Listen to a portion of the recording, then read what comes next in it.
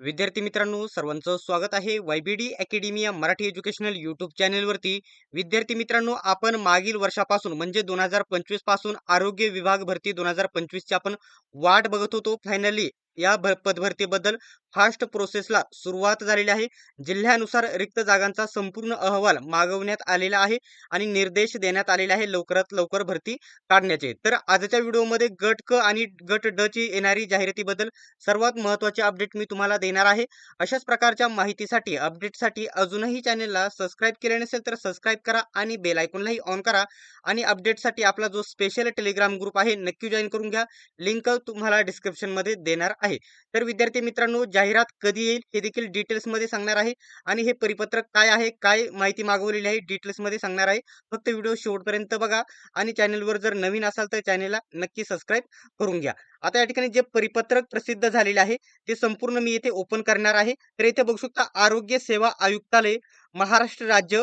तर मुंबई येथून हे परिपत्रक प्रसिद्ध करण्यात आलेले आहे. आरोग्य भवन सेंट जॉर्जेस रुग्णालय येथून. ठीक आहे, महत्वाचा पॉईंट असणार आहे. तर 7/1/2026 म्हणजे 7 जानेवारीला हे परिपत्रक प्रसिद्ध करण्यात आलेलं आहे, तयार करण्यात आलेले आहे. परंतु आज प्रसिद्ध करण्यात आलेलं आहे, तयार 7 जानेवारीला करण्यात आलेलं आहे. तर या ठिकाणी प्रति वगैरे सर्व रुग्णालय यांच्यासाठी आहे. कोणत्याही परिपत्रकामध्ये सर्वात महत्त्वाचा विषय असतो. विषय या ठिकाणी तुम्ही स्क्रीनवरती बघू शकत आहात. पद निर्मितीच्या प्रस्तावांच्या अनुषंगाने आवश्यक माहिती विविध प्रपत्राद्वारे सादर करण्याबाबत असे म्हटलेलं आहे. तर आता इथं नीट समजून घ्या, संपूर्ण माहिती समजून घेणे गरजेचे आहे.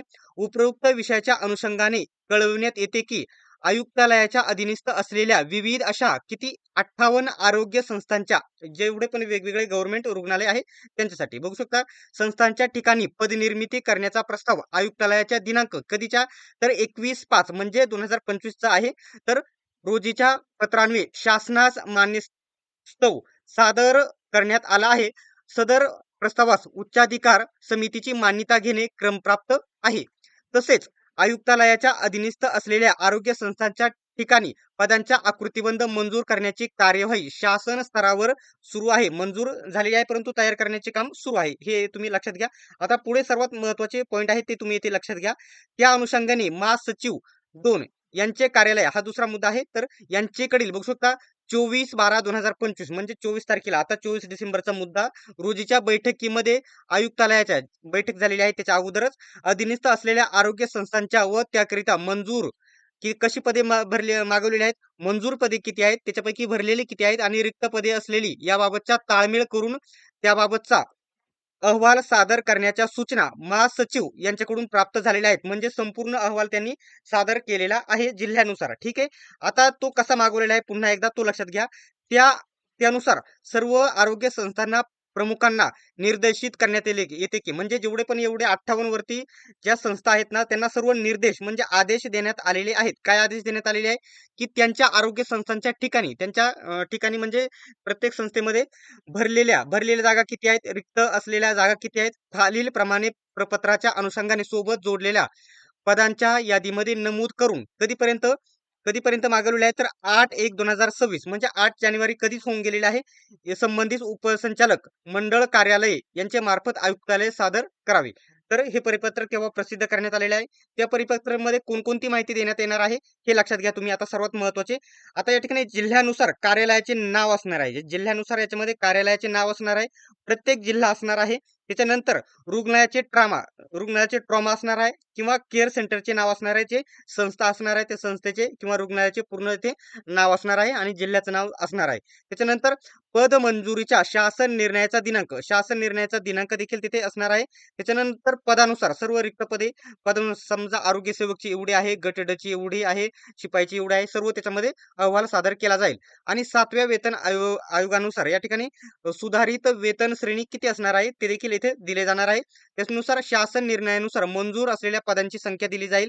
त्याच्यानंतर भरलेल्या पदांची संख्या आणि रिक्त असलेल्या पदांची संख्या आणि शेरा सर्व माहिती मागवलेली आहे. आता या ठिकाणी नीट समजून घ्या, शेवटचा मेन पॉइंट राहिलेला आहे. इथं बघितलेलं आहे तर यांनी तिथं काय म्हटलेलं आहे, उपरोक्त तक्त्यात नमूद केल्यानुसार जिल्ह्याच्या अधीनस्थ असलेल्या आरोग्य संस्थांकडून आवश्यक माहिती संकलित करण्याची जबाबदारी कशावरती आहे, तर जिल्हा शल्य चिकित्सक यांच्याकडे राहील. म्हणजे जे जिल्ह्याचे जे आरोग्य विभागाचे मेन अधिकारी आहेत प्रत्येक जिल्ह्याचे त्यांच्याकडे राहणार आहे. ठीक आहे. तसेच मंडळ कार्यालयाच्या अधीनस्थ असलेल्या सर्व आरोग्य संस्थांकडून आवश्यक माहिती संकलित करण्याची जबाबदारी कोणाकडे आहे तर बघू शकता संनियंत्रण अधिकारी म्हणून कार्यवाही करण्याची जबाबदारी संबंधित उपसंचालक मंडळ कार्यालय यांची राहील. संपूर्ण माहिती येथे त्यांनी दिलेली आहे.